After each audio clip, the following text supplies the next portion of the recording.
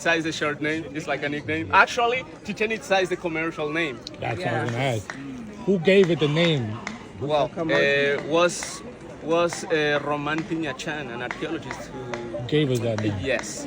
Because I know Azteca is not No, Azteca. it's completely different than Yeah, yeah, Aztecas. It's another culture. But between Aztecs and Mayas, there are a lot of similarities, Yeah. right? So, my friends, remember the meaning. The mouth of the well of the wise men of water. This place on past didn't look like we see it now. All the city, all those temples and platforms had colors, mainly white, and decorations in red, green, yellow, and blue colors. The floor was not like this. Here weren't little stones. Here wasn't grass. Here wasn't ground. Here weren't trees close to temples. Here weren't plants. Let's imagine the floor were limestone bricks. Limestone is the same material from which the temples are made, and I'm gonna show you some pictures. Check it out.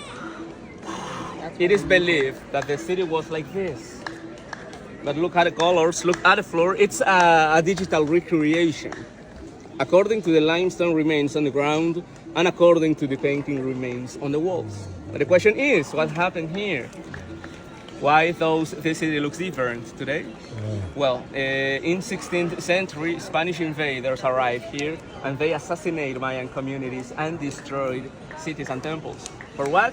Just to reuse the stones belonged to the Mayan temples to build their churches at the same place where the main temples were and around the new churches to build the conquerors' houses. Chichen Itza Mayans, to avoid the city destruction, they left Chichen Itza, but before that, upper class brought from south side on that way, lower class and slaves to cover all the city, to cover all the temples, to hide them. And then upper class fled to Guatemala, and in Guatemala they founded other city. The name was Tayasal. Tayasal city on shores of Petén Itzá Lake. And listen, Petén Itzá was the lake's name in Guatemala, and this city in Mexico is Chichen Itza.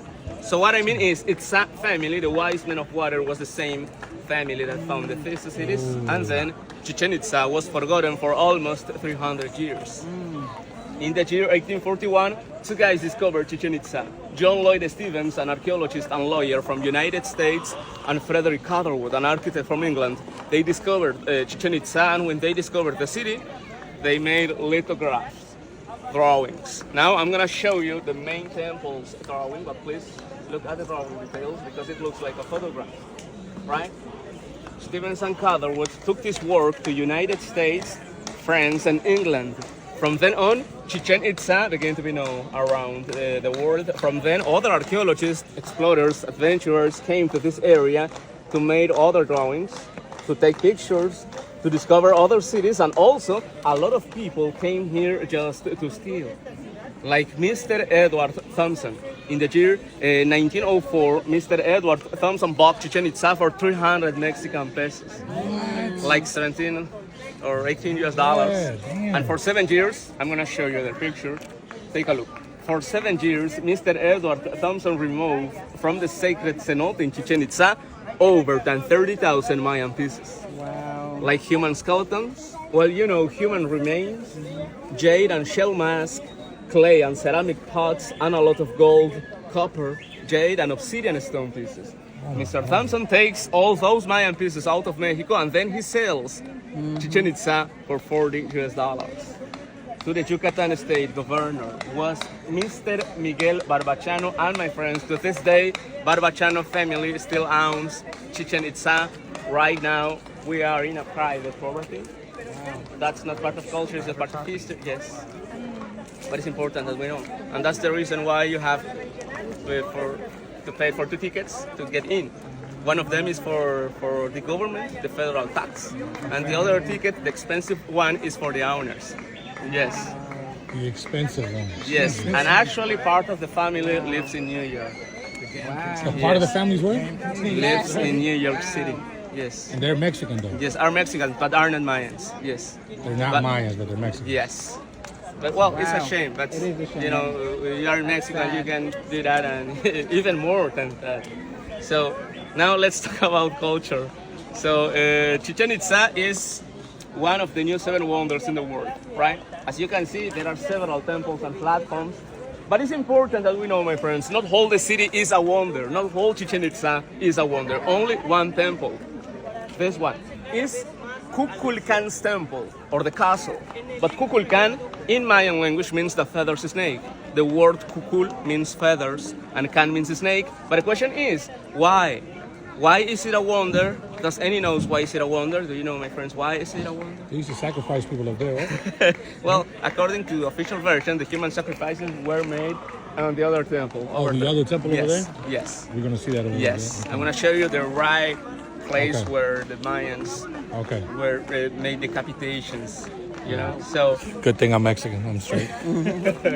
so a lot of reasons. The size is a reason, the age is a reason, the decoration, the architecture. But the most important reasons are about the time. Is to measure the time.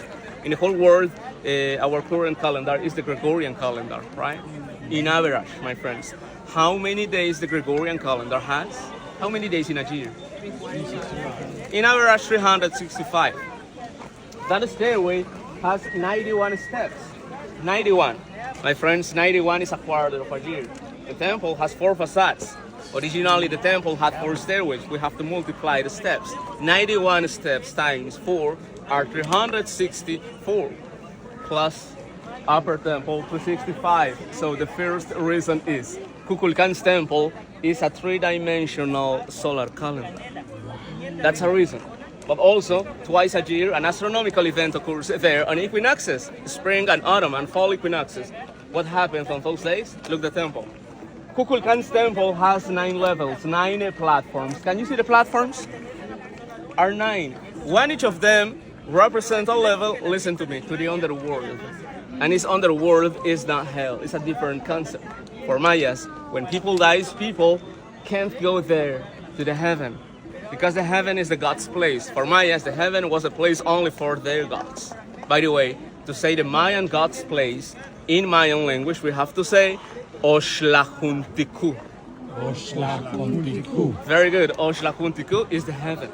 So when people dies, there is only one place where they can go. Where we can go is the underworld, is the place of death. In Mayan language, the place of death is Xibalba. Xibalba. So remember, the heaven, Oxlajuntikuh. The underworld, Xibalba. But before enter Xibalba, dead people have to go through 9 spiritual levels from top to bottom. And after the level 9, they arrive at the underworld door. The underworld gate is a cenote, is a sinkhole. For Mayas, all the cenotes were the different gates, the different entrances to the underworld. Remember that, please. On March 21st is the spring equinox in this part of the world. At 4:20 p.m., the sun begins to set on that way. Is the western. The sun illuminates that facade. Is the western facade. So, can you see the other platform on the other side? Yeah. There is Venus platform. It's important that you know, my friends, that Venus platform is at north side. West, north, east, and south, right?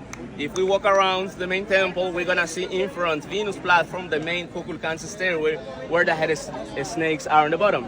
At 4:20 p.m. on the spring equinox, on that stairway, we can see there all the platform shadows from here on left-hand side. So look, next to the stairway on left-hand side, there are the other platforms, but from here looks like little triangles. Can you see the little triangles on left-hand side? Yes. The shadow shapes are like triangles as well. So at 4:20 p.m., the tiny platform shadow, the shadow shape like a triangle. 7 minutes later, the second platform shadow is completed, and so on with each of the following ones. Ooh. After 63 minutes, we can see this. All the platform shadows are united to each other and united to the head snake on the bottom of the stairway, only at north side in front, Venus platform forming a body snake. So all the platform shadows are forming a body snake. It's a can you see the body? Yes. It's a representation of Kukulkan God. Yes, It's a representation of the feathers snake that comes down from the heaven. The heaven is represented by upper temple, and the snake, the god, reached the earth to bring fertility. Can you see the body? Why fertility? Because after this event, the farmers waited for 60 days to start sowing, means agriculture. On September 22nd is autumn equinox, fall equinox. Same place, Chichen Itza. Same time, 4:20 p.m., same astronomical event, different interpretation. On September 22nd, the farmers knew that it was time to harvest. That means agriculture again. So the main importances of Kukulkan's temple is to measure the time because it's a calendar and to indicate farming and agriculture periods. My friends, those are the most important reasons that Kukulkan's temple is considered a wonder of the world. But there are more things. What is inside Kukulkan's temple? What is in the core? In the year 2015, geologists from Mexico Autonomous University came here to make an electromagnetic resonance study because they wanted to know what is inside, and they measured the resistance of all those stones to electricity, and they designed a 3D model because after 20 days studying, they discovered that inside Kukulkan's temple, let's imagine again, there is another temple, smaller, of course. This temple is 181 feet wide and 98 feet high. In meters, it's like 55 meters wide and 30 meters high. The one inside is about 53 feet high, like 17 meters high, and inside the inner temple, guess what? There is another temple. So there are three temples, three structures built on top of the other. Do you know the Russian dolls? Do you know the Russian dolls? Is matryoshka. Something like a matryoshka. Archaeologists consider that one each of them represent a king's power demonstration and a population growth. My friends, you know, small populations only needed small buildings. When Mayan population grows, they build a bigger one, and they use the first temple as a base to build the next one. Mayan population continues to grow, and they built the last one, that was completed in 1100s AD. So that means that if the conquest didn't reach to this place, perhaps today, we would be seeing a bigger one. In the same study, it was discovered that underneath the temples, there is a platform, but the platform is 13 feet deep, like 4 meters deep, to prevent the structures from collapsing. But can you see that this area is almost flat? The question is, why the Mayas built that 4 meters deep platform if this area is flat? Why? To prevent the structures from collapsing. But from collapsing to where? What do you think about? And Xibalba is? Yes, and the other word is? A cenote. Into the cenote, into the water, to the underworld, to Xibalba. Because my friends, there is a cenote underneath the temples. There is water underneath. And right now, the first question in this little test. Do you remember the meaning? Do you remember what Chichen Itza means? The mouth, yes, of the well, of the water, of the wise the men. wise men of water. The wise men of water. And yes. where the mouth of the well of the wise men of water is? Cenote. Underneath, into the cenote, underneath the temples. So my friends, even the name was not a coincidence, even the name was not casualty. All this, all that is a mixture of knowledge about math, about architecture and astronomy. And it's important that you know, it is believed that over than 1,000 years ago, only upper class had access to the city. Because remember, it was a ceremonial place. Upper class were Chichen Itza's king and his family. Kings from other Mayan cities, from other Mayan lands and their families. Chichen Itza's priesthood. Upper class army were eagles and jaguars warriors, and very important, Poctapoc ritual players. The ball game ritual players were considered upper class. Lower class lived approximately 1.2 miles to south side, over than 3 kilometers to south side, and these two areas were divided by a 23 feet high wall, like 7 meters high wall. So it is believed that only upper class could enter here and pass. Only upper class could see Kukulkan shadows on equinoxes. Lower class could not enter here any day, except for one day. After the second descent of Kukulkan God, after autumn equinox, for us after September 22nd, but to enter, lower class had to pay something. To bring, for example, salt, cocoa beans, corn, pumpkin, tomato, anything that they want to offer. And in exchange, remember this, lower class couldn't see Kukulkan shadows. Lower class only could hear the god, right? But how were the social classes physically different? What I'm going to say now were only for upper class. Take a look.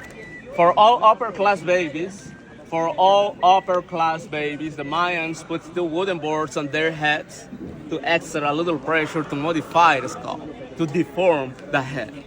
They made the foreheads looks flat and elongated. They also placed a little resin ball, a little resin marble between the eyes to atrophy the eye muscle. They made a cross eyes. They called it the strabismus, that's the name, strabismus. And also, tattoo and scarifications, abrasions using fire were made on the skin, and precious stones were embedded in their teeth. So, all those characteristics represent high class people, upper class. I'm gonna show you other picture. It's a digital recreation too, but the fifth picture were about original Mayan upper plastic. So, take a look. It is believed that only the ones who look like this guy could enter here and pass, could enter to Chichen Itza just to see the different astronomical events and rituals in this place. My friends, it was a privilege only for few people. The next activity right now is to become low-class Maya for 4 reasons.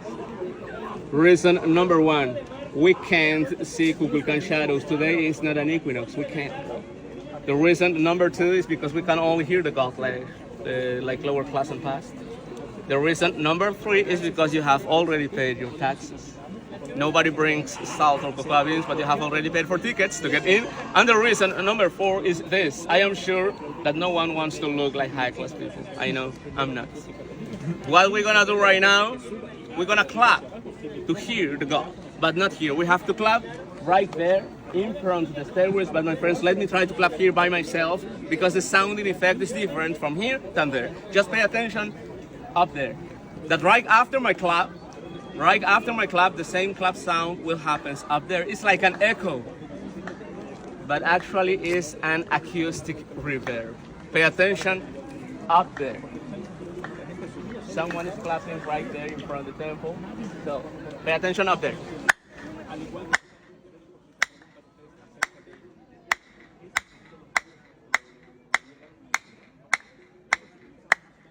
Did you hear that? After my clap, a little sound happens up there. Did you hear that or not? A little bit? If you face on that way, this sounds much better. Yes. All together facing on that way. This is when we get robbed. Pay attention up there.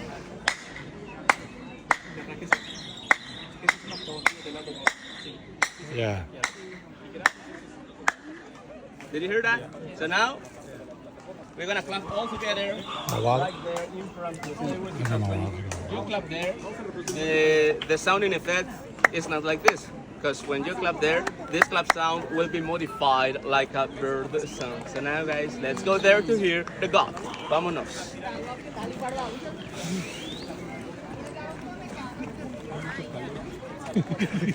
Calor. Oh, look at that right there. That's beautiful right there, bro. Oh, that's how tall the walls were.